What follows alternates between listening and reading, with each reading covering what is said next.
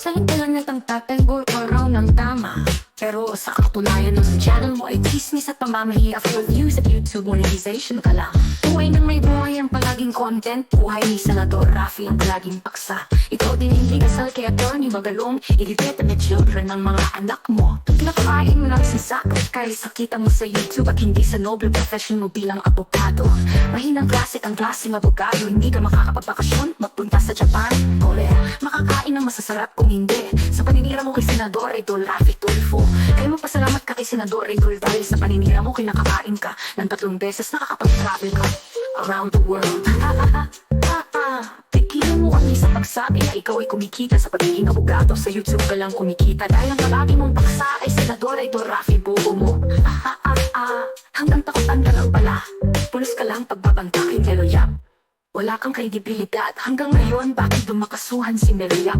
Ranili ba yan? Di makakapagkaila, ikaw ay stress na. Wala kang tulog, wala kang kliyente. Pulos pag YouTube na lang inatapag mo. Nakita ng bayan ang angas mo, walang katapusan. Kaya marami sa tayo vloggers mo ang nakasuhan. Strong lang ang malakas, si Meloyap lang ang malakas.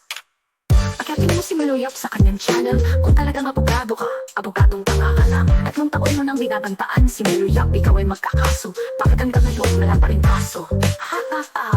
Malapit ka nang maubro, pero yung andagol is waiting. Kaya magbaon ka na ng Vaseline, yung 1 kilo kasi ikaw ay araw-araw ni pero ng andagol.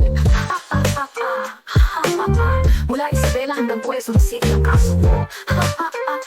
Ikaw ay pakukulong na, nalalapit ka na. Dating abogado ngayon ay lulusa. Ang katotohanan hindi mo na mapapalila. Ikaw ay makulong na.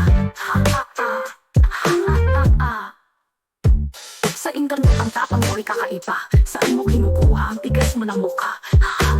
Yung mukha mo'y natatakpan ng hiya. Hindi ka natutulog, ikaw ay problemado. Mauubos ang pera mo kinita galing sa YouTube monetization.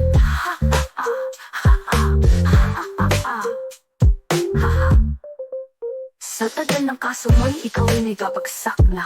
Deserve mo yung kinalalagyan mo. Hinanan mo yan ang 3 taon, hamon mo kay Senator Idol Raffy Tulfo. Kasuhan mo ko Raffy Tulfo. Asan ang indirect lawyers mo? Raffy Tulfo ay ang pinagbigyan ka ni Idol. Kaya ang kaso mo mula Isabela hanggang Quezon City. Sa mundong legal, wala ka palang ibubuga. Ngayon malalaman namin bakit ilang take ka ng bar. Sa iyong kinanaligyan ngayon hindi mo deserve ang awa ng mga Filipino. Deserve mo. Kasi ikaw ang may gawanan dahil sa yabang mo. Katapahin mo na parang ahas sa Isabela to Quezon City. Mag-fund me ka na lang.